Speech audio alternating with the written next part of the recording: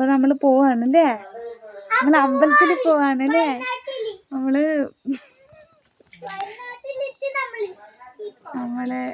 തിരുനെല്ലി അമ്പലത്തിൽ പോന്നെയാണ് കേട്ടോ. രാവിലെ കുളിച്ച് റെഡിയായി. അപ്പൊ ഇനി അവിടെ ചെന്നിട്ട് കാണാം. അതെന്തിനാ കൈ പൊക്കി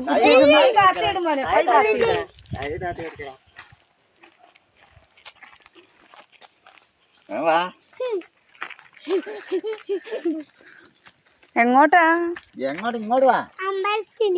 ഏതമ്പലത്തില്? പയ്യന്നൂരാ? തിരുനെല്ലി അല്ലേടാ? ബസ്സിന് പോകാനാണ് വിചാരിച്ചത്. അന്നേരം നമ്മളവിടെ എത്തിയപ്പോഴത്തേനും ലേറ്റായിപ്പോയി. ബസ് പോയി. പിന്നെ ഏട്ടാനെ വിളിച്ച് ഓട്ടോയിലാണ് പോയത്. പോകുമ്പോൾ നല്ല ഹൈവേ റോഡാണ്. നമ്മുടെ പനവല്ലി റോട്ടിലൂടെയാണ് നമ്മൾ തിരുനെല്ലിയിലോട്ട് പോയത്. നല്ല അടിപൊളി റോഡൊക്കെ ആക്കിയിട്ടുണ്ട്. പകുതി വരെയല്ല, 3/4 ഭാഗം വരെ നല്ല റോഡാണ്. അങ്ങനെ നമ്മൾ അമ്പലത്തിലെത്തി കേട്ടോ. അങ്ങനെ നമ്മൾ പ്രദക്ഷിണം വെക്കുന്നതാണ് കേട്ടോ. നല്ല ചുറ്റും മലയാണ്. അത് ഫുൾ വലിയ മലകളാണ്. ആ വലിയ മലേൻ്റെ മേലെ തന്നെ ആ മേലെ പോയിട്ടുണ്ടെങ്കിൽ ഒരു കുളം കാണാം എന്നാണ് പറയുന്നത്. കുളത്തിൽ ചെമ്പ് താക്കിയിട്ടുണ്ട് എന്നാണ് പറയുന്നത്. അങ്ങനെ നമ്മളിങ്ങനെ ചുറ്റി പ്രദക്ഷിണം വെച്ച് ഇങ്ങനെ നടക്കുകയാണ്.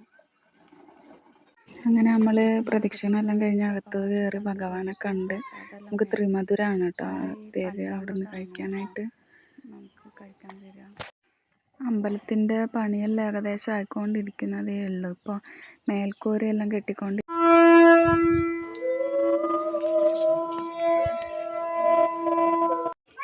തൊഴുത് കഴിഞ്ഞ് നമ്മൾ പാപനാശിനിയിലോട്ടുള്ള യാത്രയിലാണ് കേട്ടോ. താഴെ തന്നെ ഇത് ക്ഷേത്രക്കുളമാണ് കേട്ടോ. ഇപ്പം അവിടെ ഈ കുളം ഇപ്പം നന്നാക്കിയതേ ഉള്ളൂ. മണ്ണെല്ലാം കോരിയിട്ട് അതാണ് ഇങ്ങനെ കലങ്ങിയത് പോലെ കിടക്കുന്നത്.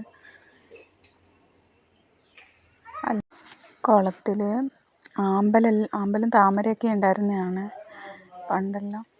അവർ ഇപ്പം കുളം വൃത്തിയാക്കിയപ്പോൾ ആമ്പലെല്ലാം എടുത്തിട്ട് കളഞ്ഞാണ്. ഇപ്പം അതേ ഇട്ടിട്ടാണ് ഉള്ളത്. ഇത് ഭഗവാന്റെ കാൽപാദമാണെന്നാണ് പറയുന്നത്, ചെരുപ്പ്.